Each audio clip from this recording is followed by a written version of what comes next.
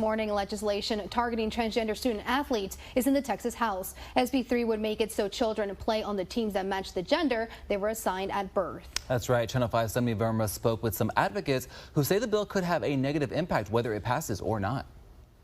Maddie Kroll is transgender, and she says bills like SB 3 have repeatedly left her feeling traumatized this year. She also says she worries for transgender children. This is exclusionary and is telling them that they are worth less than other Texans. Kroll says for some in her community, this was the last straw. I have dear friends of mine who've lived here all my life, who have children, who have decided that for the sake of their children, they are relocating out of state.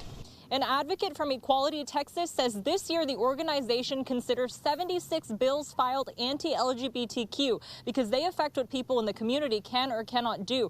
And he says whether bills like those pass or not, they already have impact.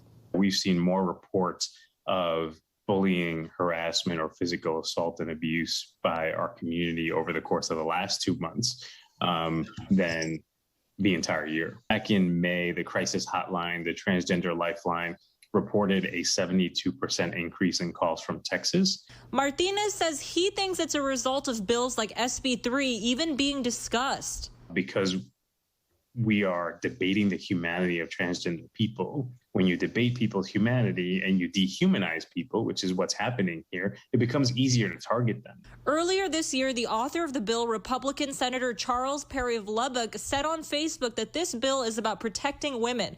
Quote, female athletes deserve their place in the record books for all their hard work and dedication. But Kroll says there's no evidence this has been an issue. We've seen transgender athletes have been in sports since the 1960s, and where's this whole slew of transgender champions that, have an unfair advantage? This is the fourth time this year this bill or a similar bill has passed in the Senate.